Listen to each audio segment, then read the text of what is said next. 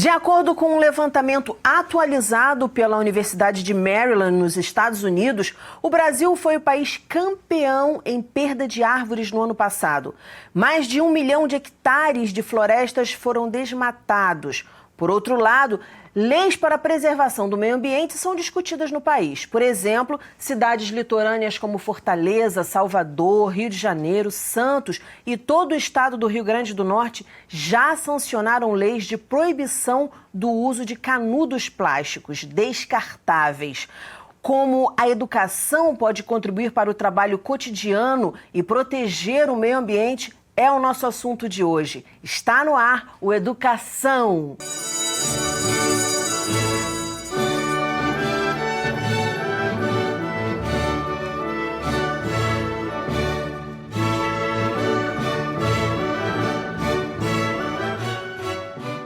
Meus convidados são o professor do Departamento de Engenharia Sanitária e do Meio Ambiente da UERJ, mestre em Engenharia Oceânica, doutor em Saúde Pública Adacto Benedicto Ottoni. O professor do Centro Educacional Anísio Teixeira, o SEAT, e fundador do projeto Fazenda Faraó, Márcio Amorim Lazzaroni. E o geógrafo, consultor de resíduos sólidos, coordenador de 2 empresas que reciclam toneladas de resíduos sólidos industriais, Victor Correia. Muito bem-vindos ao programa. Adacto, vou começar com você, falando de um assunto discutido no mundo inteiro, que é o aquecimento global. Como é que ele ocorre, rapidamente aqui explicando, e quais as consequências dele? O aquecimento global ele é decorrente da incidência de raios, dos raios do Sol. Os raios incidentes têm comprimento de onda mais curto e os raios refletidos são os raios infravermelhos com comprimento de onda mais longo. E esses raios refletidos, eles são barrados pelo carbono na atmosfera. Então, e isso é que gera o aquecimento. Se não existisse esse carbono na atmosfera, a temperatura média do planeta seria em torno de menos 20 graus. É o efeito estufa natural. O que está acontecendo? Com o aumento da poluição atmosférica, de concentração de carbono e metano na atmosfera que se transforma em carbono, a atmosfera passa a reter mais esses raios refletidos porque tem mais carbono e isso gera o aquecimento. Mas é muito importante essa tua pergunta, porque as pessoas confundem. Hoje em dia está tendo uma briga muito grande entre meteorologistas, que uns dizem, não, nós não estamos com aquecimento global, estamos com resfriamento global, é ou não é? Mas o que ninguém pode questionar é que este processo do efeito estufa, que está sendo agravado pelo aumento de carbono na atmosfera, está gerando alterações bruscas do clima. Por quê? Essa maior retenção vai gerar efeitos térmicos distintos que vão alterar o regime dos ventos. E aí você começa a mexer nas nuvens, lugares que choviam muito passam a chover menos, outros lugares que choviam mais você começa a gerar alterações no clima. Isso que é o mais importante. E, obviamente, nós temos que ter políticas públicas. E mais uma coisa, dentro da própria abertura do programa, você falou do desmatamento, eu quero crer que o problema do planeta não é necessariamente o aquecimento global, que ele é muito importante, mas é fundamental você ter um modelo de gestão do planeta com sustentabilidade ambiental. Sim. Porque quando o planeta é sustentável, automaticamente ele vai combater o aquecimento global. Por quê? Porque você, para ser sustentável, tem que investir em educação. Para ser sustentável, você tem que investir em reflorestamento para produção de água, para controle de enchentes, para melhorar o clima. Para ser sustentável, você tem que investir em tecnologia limpa. Para ser sustentável, você tem que ter uma tecnologia de gestão sustentável para os nossos resíduos, para a gente não poluir, para não acontecer o que aconteceu recentemente com o aterro de lixo do Rio de Janeiro, que está poluindo aquela região toda de Sepetiba, com grande risco de vazamento de chorume, porque nós não temos uma gestão sustentável de resíduos. E também a necessidade de você ter políticas públicas que preservem a biodiversidade do planeta, ampliar as unidades de conservação. Então, eu vejo, até questionando o que tem sido divulgado aí dentro da mídia, que este é o problema principal do planeta. Nós temos que realmente priorizar isso. E o aspecto da educação, ele é fundamental, porque se o governo, as políticas públicas priorizam a educação, é a melhor forma de combater a pobreza e a miséria. Não há sustentabilidade com pobreza e miséria. Então a população com mais educação vai ter mais capacitação. Se você tem mais capacitação, você vai ter mais renda. Se você tem mais renda, você vai dar uma vida melhor para o seu filho, vai evitar realmente ter muito filho, até para você adequar a sua renda, a tua família. Então, é a melhor forma de proteger o meio ambiente é com educação, de evitar o crescimento desordenado da população humana no planeta, é com a educação. Não adianta, a gente vai discutir hoje aqui no programa, coleta seletiva de lixo, por exemplo. Sem educação não existe coleta seletiva, porque se a população não separa o lixo, o que adianta você fazer um programa maravilhoso de coleta seletiva ou um programa maravilhoso de reflorestamento se a população vai lá e desmata? Então, infelizmente, a gente não vê essas prioridades. Se o planeta quer ser sustentável, ele tem que priorizar esses 5 tópicos para a sustentabilidade do planeta, não necessariamente nessa ordem. É educação, é o reflorestamento, nós temos que reflorestar até para combater a crise hídrica no planeta, controlar enchentes e secas, melhorar o clima, preservar a biodiversidade, que a floresta está na base da cadeia alimentar. Ter uma gestão sustentável para os nossos resíduos. Se você começar a reciclar, você vai dar emprego, vai estimular o mercado da reciclagem e vai evitar reduzir a exploração dos recursos naturais, reduzindo os riscos de problemas como o Brumadinho. Se você reduzir a exploração, vai reduzir essas lagoas imensas de resíduos com riscos de rompimento de barragem, etc.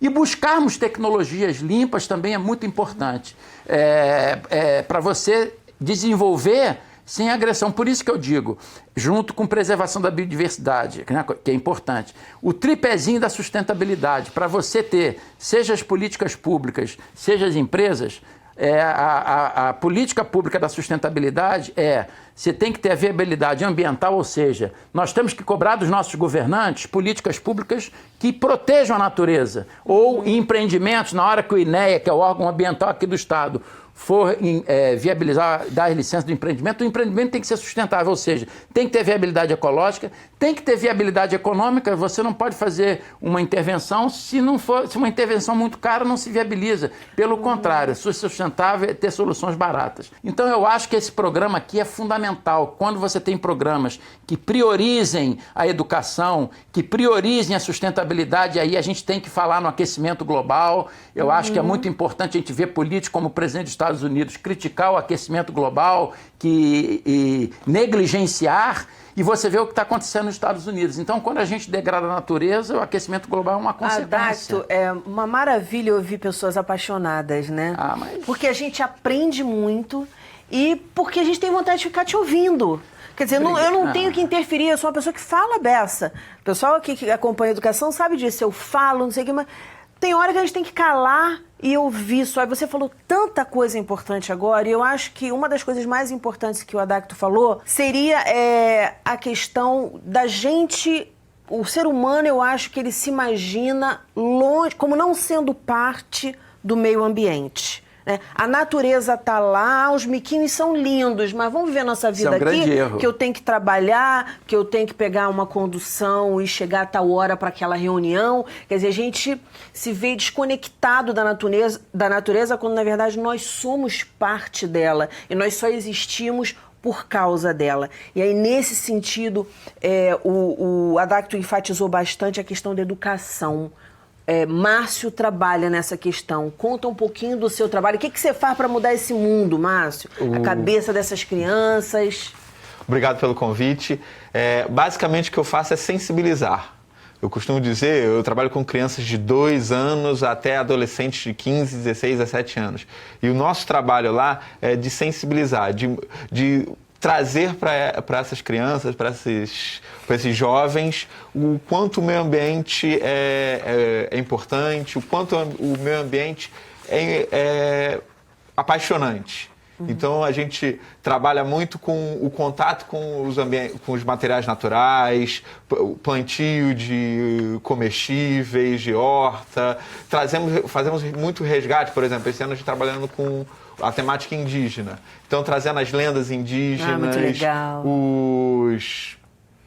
reutilização de materiais, a gente é um trabalho interdisciplinar lá no período integral, então trabalhando junto com o pessoal da culinária, com a professora de culinária, a gente faz receitas que os índios comem, e aí a gente também pega isso e planta o que a gente acabou de experimentar, e colhe depois, e também faz tintas, e aí a gente usa em outros aspectos, por exemplo, com os adolescentes, a gente trabalha muito com Breart, que é um ateliê de moda sustentável, e que aí a gente reutiliza roupas, ressignifica elas, trabalha em cima delas, e depois vende, essa venda é revertida para comunidades com câncer, crianças com câncer, na verdade. Quer dizer, toda uma formação aí da mente para a sustentabilidade, quer seja ela social ou ambiental. Que, na verdade, são uma coisa só. Não somente, também uma relação afetiva, de começar a estimular na criança, no SEAT isso, na fazenda isso é um contato mais constante, porque é rodeado de natureza, mas criar memórias afetivas, que um dos princípios que a gente tem trabalhado na educação é assim, se você não cria uma memória afetiva com aquele espaço, com aquela árvore, com aquele meio ambiente, como é que você vai ter a paixão para preservar? Exatamente. Como é que vai ter... Está formando futuros adultos com esse seu trabalho, muito importante. Apaixonados por entender que aquilo tem um valor, que é um valor que não é necessariamente comercial. Tem um valor comercial, que a gente tem estudos, você pode dizer o quanto isso influencia na violência, na saúde, em vários outros aspectos, mas também o valor que é intrínseco, que a gente ainda não consegue mapear, que a gente não consegue identificar, mas que são muito importantes. Se duvidar, lá na frente a gente vai descobrir, caramba, isso era extremamente importante e a gente não dava o mesmo valor. Sim, e a coisa mais valiosa do que a água, gente, sem a água simplesmente não existe. Não tem diamante, não tem nada mais valioso do que a água. E as crianças valorizam muito isso, quando você fala que a água no planeta está acabando, junto à sua família. E elas que fizeram isso aqui. Sim. Esse foi um mapa que a gente fez com a temática indígena, reutilizando materiais, palha, barbante, casca de ovo. A gente reproduziu uma aldeia indígena. Esse, na verdade, é um dos painéis, são vários que a gente está construindo com eles para justamente resgatar esse valor e muito mostrar legal trabalhar essa temática, muito bacana. E a gente vê assim, tem até uma escola que trabalha com isso, só temática indígena, que eu acho muito bacana, também já veio aqui no programa. E a gente tem que falar, né, desses dos verdadeiros donos da terra.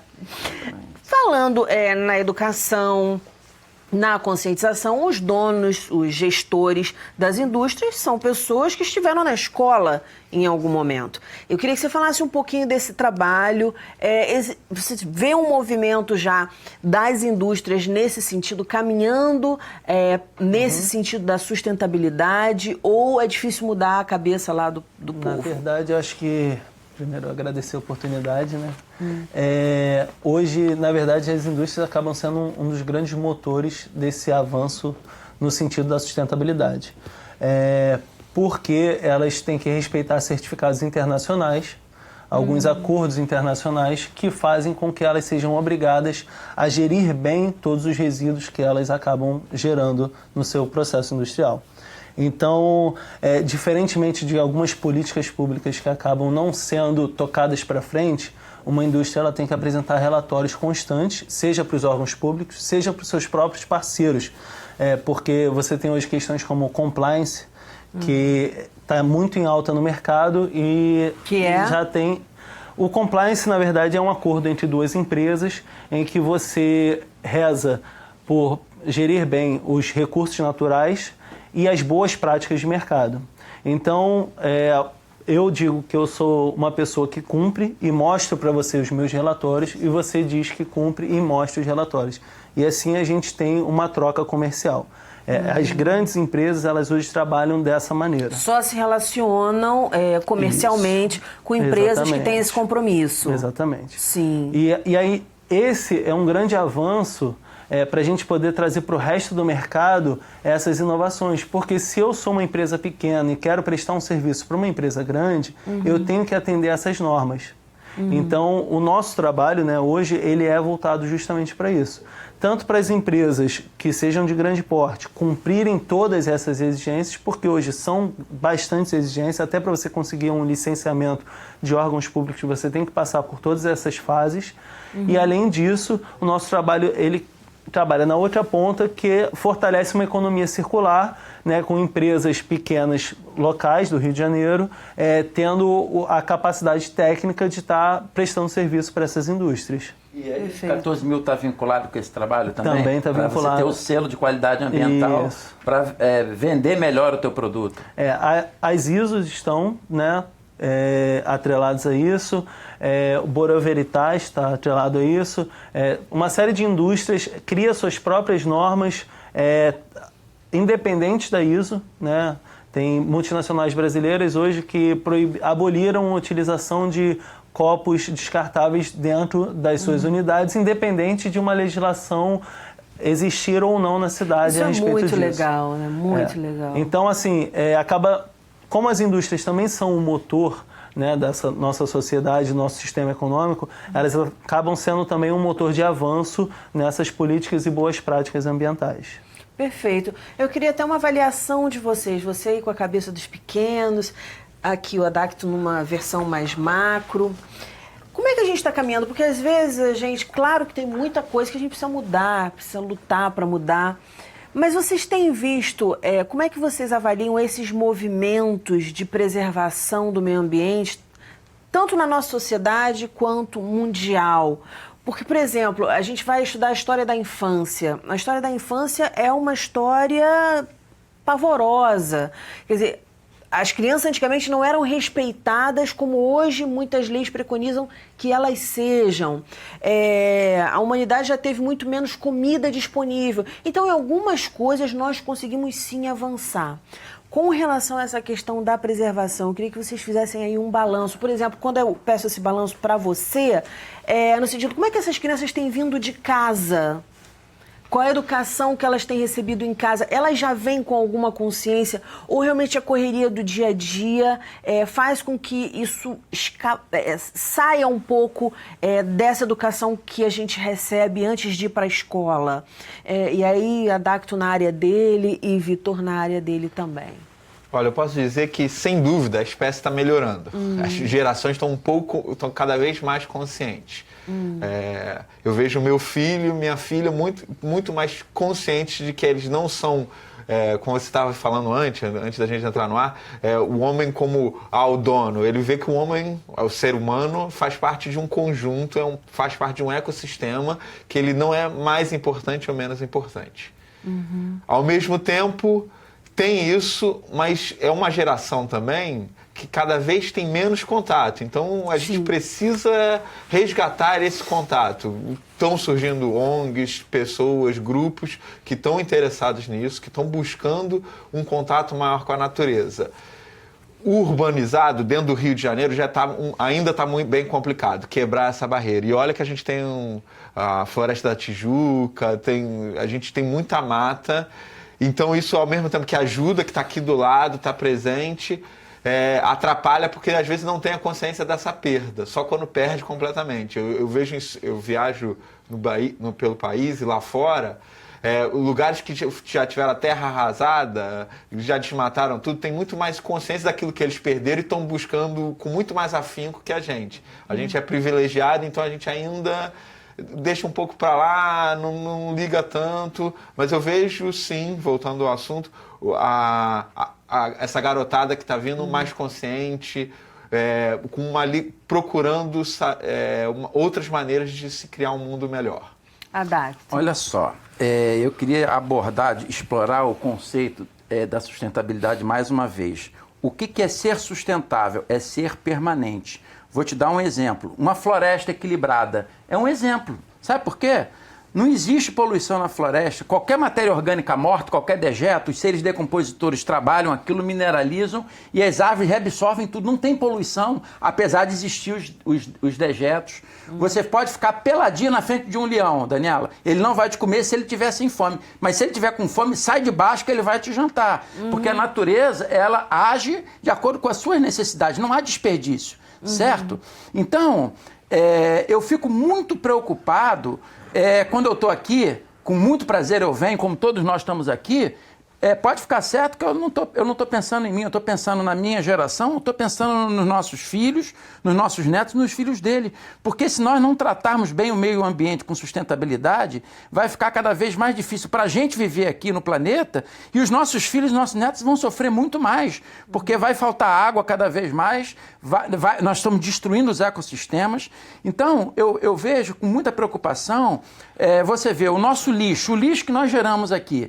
Pô, a gente hoje em dia aqui no Brasil, você descarta tudo. No Rio de Janeiro, a cidade do Rio de Janeiro descarta 95% do lixo no aterro em Seropédica, em cima de um aquífero Piranema. Isso é um absurdo. E a crise hídrica é fácil de resolver, já te dou a fórmula. É você salvar as florestas, é você reflorestar, controlar a erosão do solo. Lá no Arizona, que não chove, é deserto, eles usam bacias de recarga, eles infiltram toda a gotinha de água de chuva, porque lá não chove. Aqui chove 1.400 milímetros por ano na região sudeste e nós estamos com risco de um colapso de água. A Ana já falou isso ontem, que meados de ano pode haver um colapso no Rio de Janeiro e São Paulo. Quer dizer, não é por falta de chuva, é por falta de gestão. E as soluções estão na nossa mão.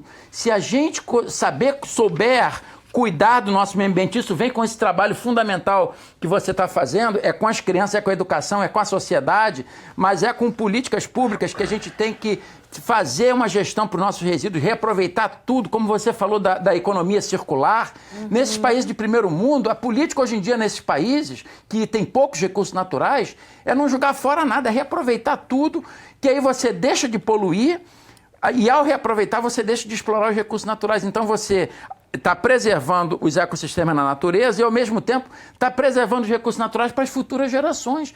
A saída é essa. Mas, infelizmente, o Brasil é um país muito rico e nós estamos deixando isso passar. Então, nós estamos destruindo. Então, eu vejo com muita preocupação, mas eu sinto que há uma saída no final do túnel. E aí é que eu reforço esse importante trabalho que você está fazendo com as crianças, que eu fico até emocionado, porque as crianças é que vão mudar. E eu, como engenheiro, estou procurando atuar de forma macro, mas é porque eu acho que a engenharia está aqui para justamente resolver os nossos problemas. A gente está cansado de ver, a gente tem que conviver com as enchentes, vamos ter que conviver com a falta d'água, e na realidade eu vejo isso como um grande marketing, porque não é por falta de chuva. Quando se fala que vai ter um colapso hídrico, é para aumentar a tarifa de energia, é para aumentar a tarifa de água, porque vai ter racionamento. O licenciamento ambiental no nosso país, isso que você faz muito bem feito, porque tem empresas que vendem o seu produto, elas querem ter qualidade, que é o nome delas, então elas vão investir em políticas sustentáveis. Mas o licenciamento, ele está deixando muito a desejar, porque o licenciamento mal feito vai agravar os acidentes ambientais, né? Como aconteceu em Brumadinho, como aconteceu com a CSA, com a chuva de prata e vários outros. Hoje em dia nós temos um grande pilha de rejeitos a 50 metros do Rio Paraíba do Sul, na CSN. O Adacto, gente, então a gente está conversando com ele aqui, não sei se vocês em casa tiveram a oportunidade de ver, o olhinho dele realmente, quando ele falou, tô emocionado aqui. Fiquei mesmo. Caramba, vou te ser sincero, que esse teu trabalho me deixou emocionado. A gente está no finalzinho do programa, olha que legal, né? Poxa, acho que você já ganhou o teu dia. Completa e terminem para mim, porque o tempo passa aqui voando na educação, dando dicas do dia a dia, além desse caráter fiscalizatório que a sociedade tem. Não, vamos consumir na empresa que tem sustentabilidade. Não vamos consumir na empresa que está poluindo aqui o nosso estado, a nossa cidade, o nosso país. E eu queria que vocês encerrassem dando dicas do dia a dia. O que a gente pode fazer lá, o nosso pedaço formiguinha dentro dessa história? Mas vai lá.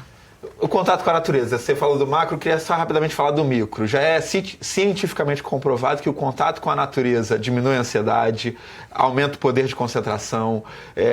Os benefícios, hoje em dia, tem autores que já falam em déficit de natureza, que tratamentos vai para um lugar com natureza, vai mexer na terra. Então, o meu conselho é isso. Procurem, uma vez, todo dia fazer uma atividade ao ar livre, toda semana ir num parque, e semestralmente ir num parque, uma floresta, ir numa floresta, acampar, procurar lugares com a natureza, que já um hospital, eles viram que um paciente de uma ala era 15, o tratamento gastava-se 15% menos com o tratamento desses pacientes. E aí foram ver o que era a diferença. Não tinha diferença de nada o tratamento. O lado dava para uma rua, para um trânsito e tal, para o outro dava para um parque, para um jardim. O pessoal do parque, do jardim, reclamava menos, se curava mais rápido.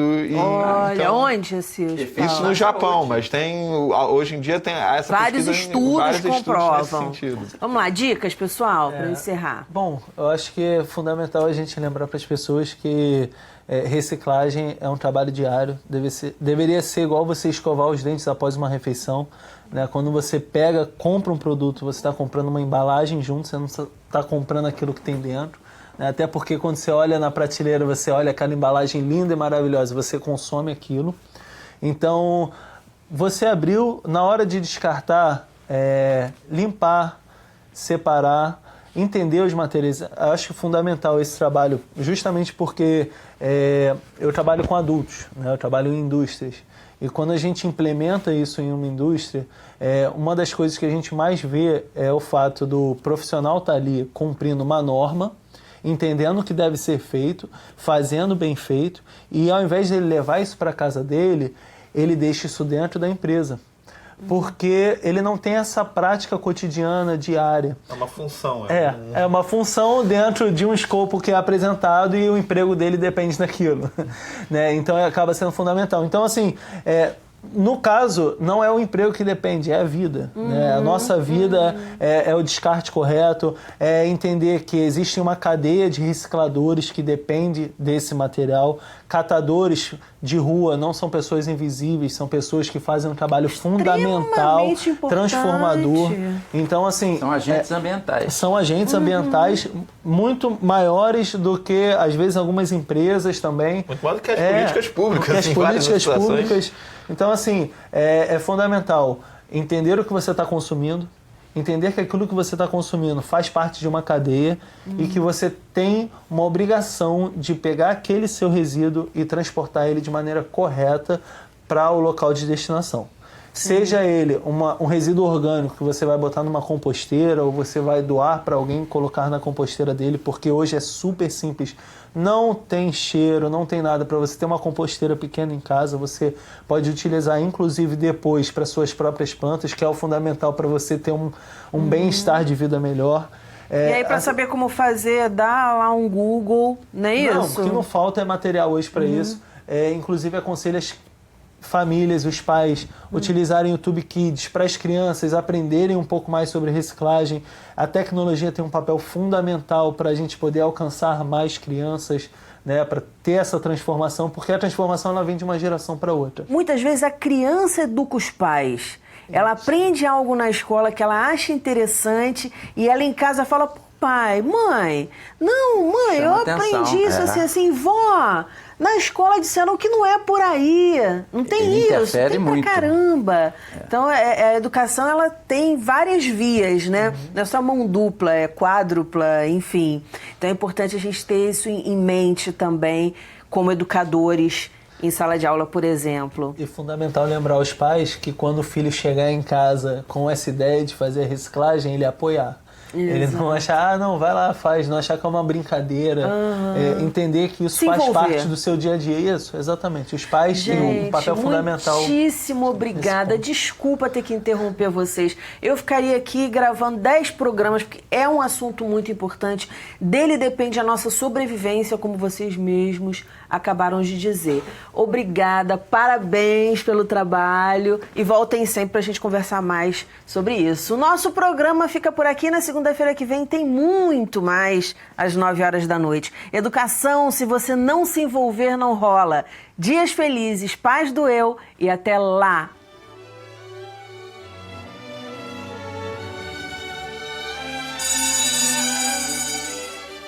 Nasruddin é um pouco tolo e às vezes também sábio.